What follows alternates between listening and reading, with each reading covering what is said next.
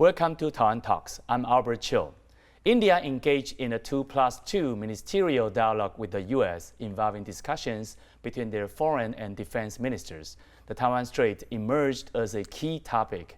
India reaffirmed its commitment to ensuring a stable Indo-Pacific region. How does the growing partnership between India and the U.S. affect global politics, considering the situations in Israel and Ukraine? Joining us today are Chen Fang-yu, Soochow University Political Science Assistant Professor, and Chen Ping-kuei, Associate Professor of Diplomacy and a Director for India Studies at the National Chengchi University. A very warm welcome to both back on the show. Okay. So first of all, Ping-kuei, could you please provide an overview of any conclusion or consensus achieved by this U.S. and India 2+2 dialogue? Okay, the 2+2 dialogue has been held by fifth times. So this is the fifth 2x2 dialogue. It is a continuation from the G20 summit and the Biden-Modi summit last time. So both sides emphasize a lot of cooperation, including defense. They want to cooperate on defense industry. They also mentioned economic cooperation over IPEF. But India also mentioned another new project called IMEC. It's a economic corridor for the Middle East.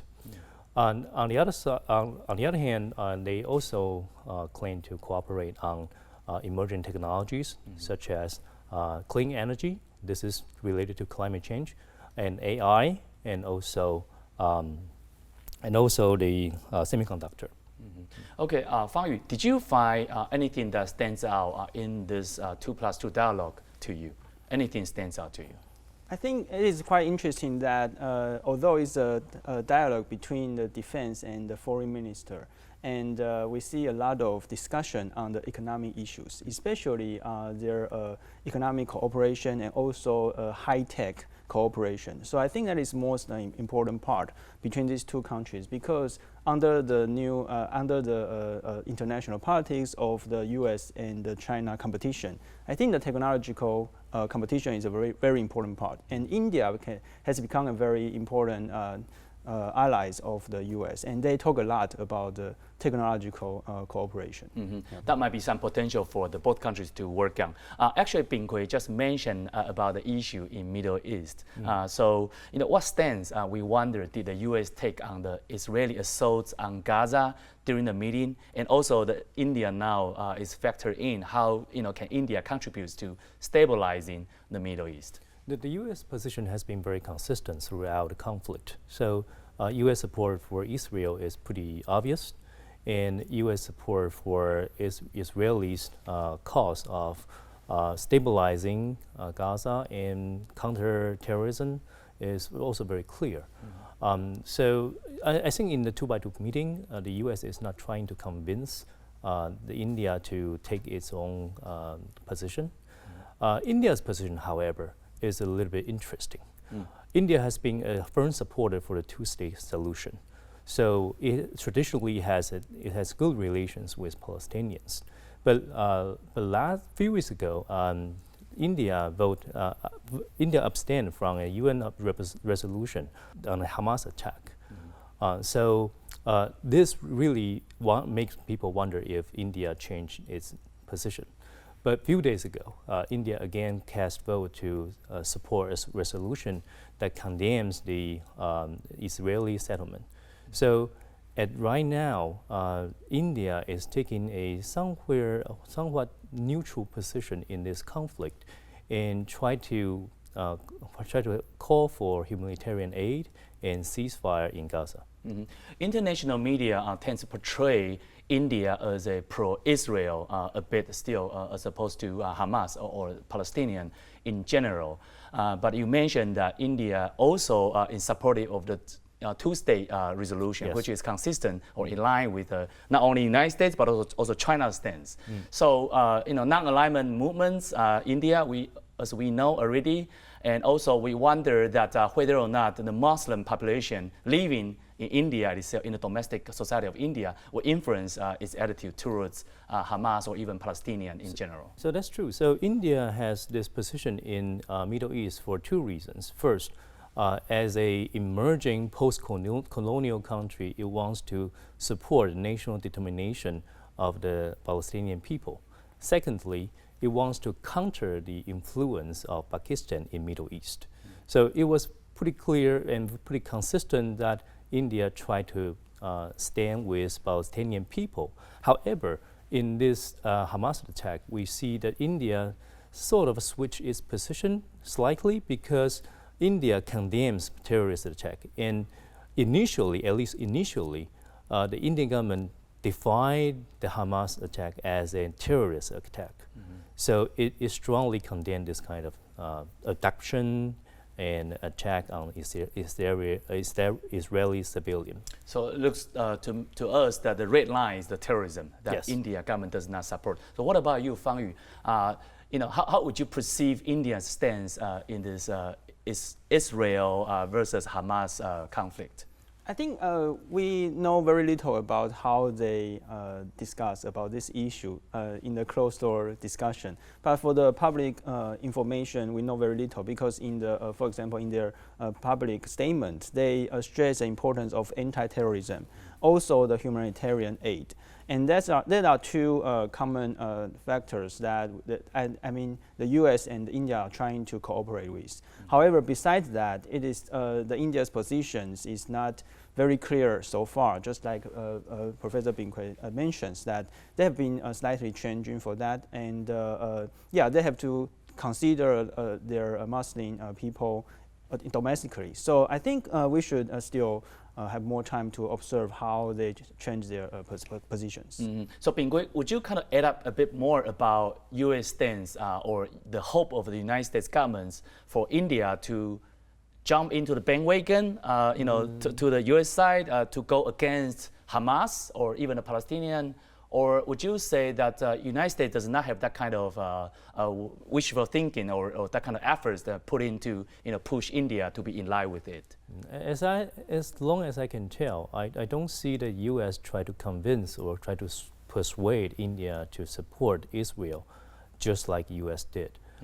So I would say that the U.S. fully understands India's position. I think the bottom line is the U.S. would like to make sure that India would not support the Palestinian armed groups such as Hamas or the Hezbollah. That is probably Biden's style, which is very different from, say, previous U.S. President Trump. Right? Biden tend to respect the individual autonomy or the own style, own thinking in that very country that can go with its own way. Okay, now let's move the attention from Middle East to Ukraine. We know that the Ukrainian war is still going on. So what are the key takeaways emerged from this 2+2 meeting regarding the perspective of foreign and defense ministry, because there are two dimensions, foreign dimension, also defense dimensions from both the US and India. Maybe Fang-yu, you can go first. I think it's also the same that they mentioned for the public information. We know very little about how they discuss about this issue as well. So they stress the importance of humanitarian aid.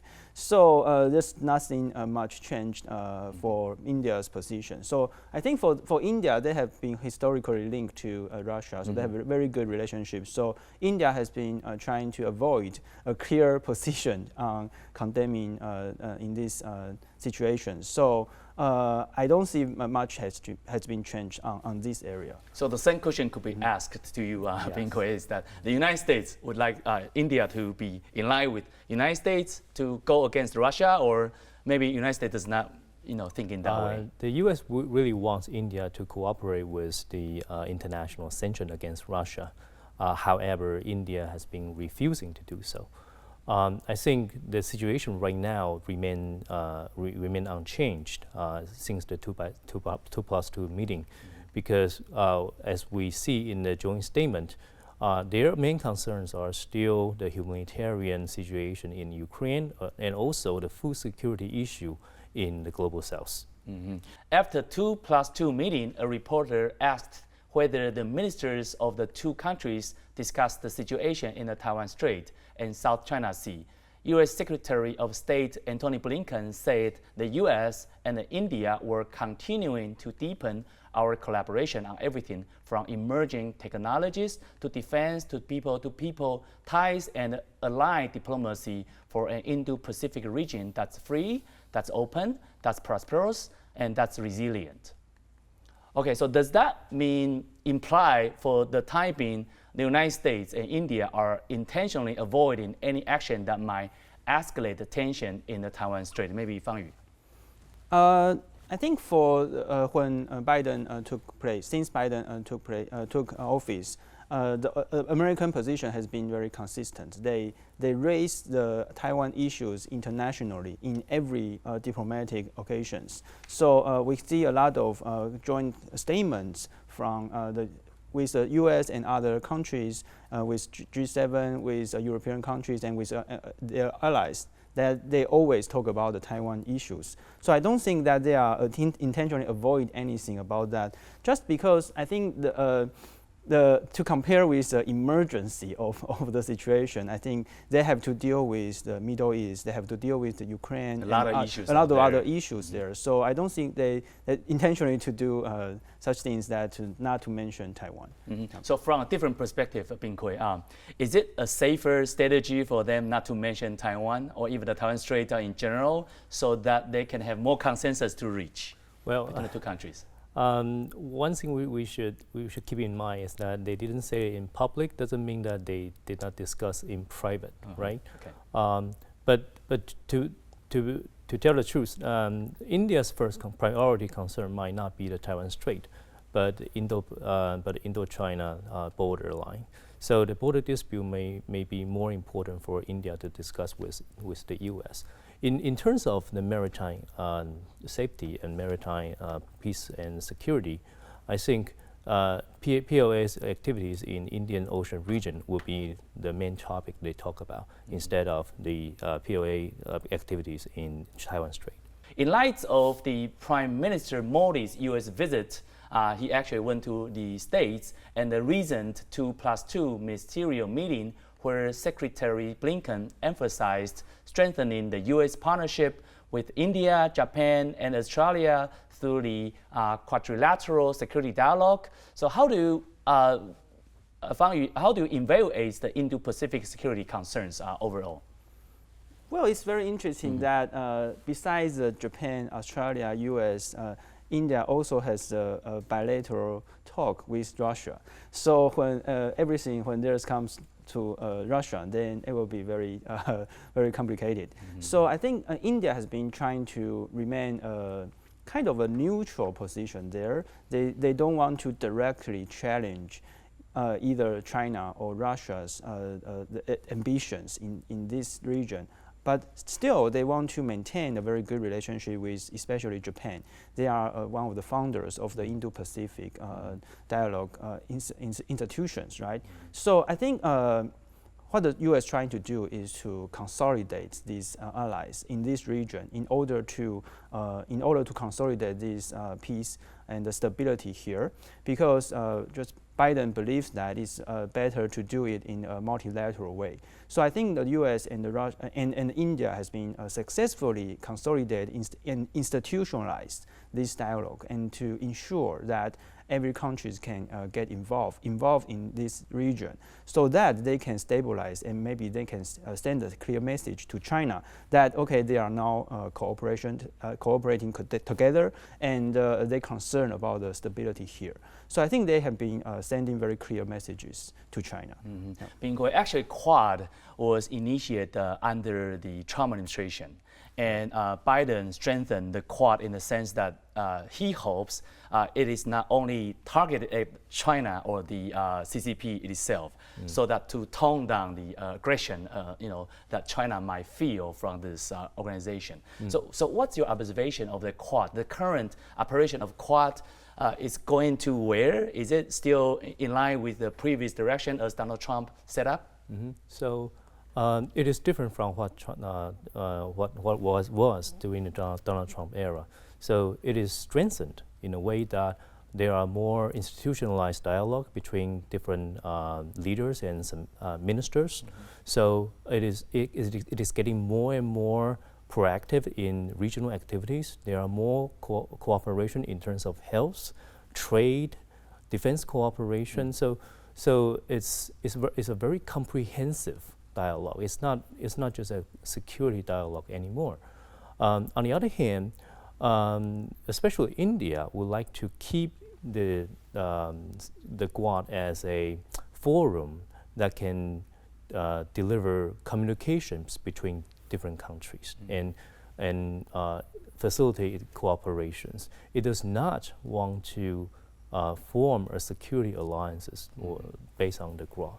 What about Fang-yu? Would you say that President Biden does use Quad in a different way that function does not as much as when Trump used it to attack China, but nowadays it's more like a multifunctional organization that, like Ping-kuei mentioned, deals not only the aggression, of course, from China still, but also spill over to other targets. I think the target is still China. So, but Biden took a very different way, a different approach compared with Trump. So I think the U.S. now understanding that competing with China has to be a multi-phased approaches. For example, economic, technological competition. They are all part of the competition with China. So this time, I mean, they talk a lot of technological cooperation. So that is not directly linked to competition with China. However, it's still, I mean, they are still targeting that they have to compete. So I think the U.S. have been set up very clear goals to become more competitive, and especially in the Indo-Pacific area, because they have been trying to show in person in a lot of countries, and they have been neglected for a long time. So they just come back to this area. So I think the Americans have been successfully reorganized or using a different approach, but still the target is the same. What about you? I want to point out that it is Biden who really revitalized the Quad. The Trump administration, although the Quad was established and strengthened during Trump administration, but Trump himself or his advisors did not really take the Quad very seriously. But it was not until Biden administration that we see a Quad summit. So that was a significant progress. On the other hand, although all the documents of the Quad would never mention China, but a lot of cooperation are very clear that they are targeted at Chinese expansion. Well, actually, Trump should get the credits for involving India in the very first place, even before Biden. But I think you're right that maybe for Trump, it was only served as a symbolic kind of organization over there for him to show something to the world that I'm gonna target in the at the Indo-Pacific from this time on. Okay, we also have seen or have observed the icebreaking meeting between the President Biden and also Chinese President Xi Jinping in San Francisco. Does that change everything? Is it a game changer? Maybe Ping-kuei, you can still comment on this. I wouldn't say that would change the geopolitical competition right now. We see that the summit is meant to discuss their differences, and that means their differences will remain. That doesn't mean that they will resolve these differences. And then these differences come from trade to securities to their attitude to AI development, all kinds of things. And also Taiwan too, right? Taiwan Would you say too, that's a yes. crucial difference? Yes. What about you, Fang-yu? I think nothing will be changed because the U.S. and the China competition is structural. So the U.S. has been very clear that China is now the only country that has the ability and also the will to change the current international order. So the U.S. is understand about this, but they still want to so-called manage the conflict. Nobody, including all of the U.S. allies, want a direct conflict. So I think all of the U.S. allies is expecting that this meeting can at least to soften the controversies and also the nervous relationship. So that is maybe the most important part, but nothing will be changed. Yeah. Well, actually, President Biden several times stated that the U.S.-China compete should be competition rather than conflict. right? So there's a guardrail, so to speak, out there to make sure that everything is still within the border. Maybe that's a better way to say it. Actually, let's come back to the current bilateral trade between the U.S. and India. Has exceeded $200 billion with over 4.4 million Indian Americans and more than 270,000 students in the United States currently. Clearly, the relationship is robust beyond political and military dimensions. What other interactions, we really talked about this in the past, are there between the U.S. and India in the fields, for example, of trade, education, and culture? Maybe you can share your observation with us. So the U.S. has been the #1 destination for Indian students to study abroad. And there are approximately 4.4 million Indians residing in the U.S. So in the U.S. society, Indian culture has been a strong force. They have built their own community. This is as much strong as the Canadian community. Indian also built a strong community in Canada in there. Or even though that India and Canada early on had an issue over this instance, so there were tension over there. But what about you, Fang-yu? So what's your observation of India's involvement or the civilian interaction with the U.S. Society, and how does that change the U.S. foreign policy towards India?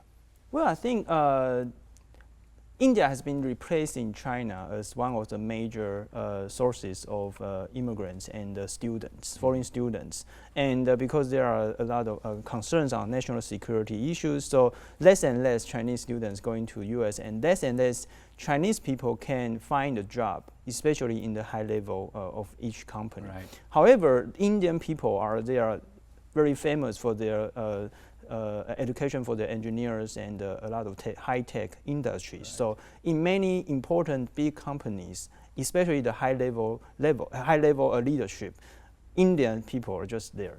So I think we can predict that the U.S. and India interaction and the bilateral relations will be better. But there will be fewer and fewer Chinese people there. So there's a change, a very special change there. Yeah. Okay, it is always crucial to talk about the downside instead of the better side. Despite the close cooperation between U.S. and India, what are the potential points of conflict between U.S. and India? Maybe we should ask that question, particularly important too, Ping-kuei.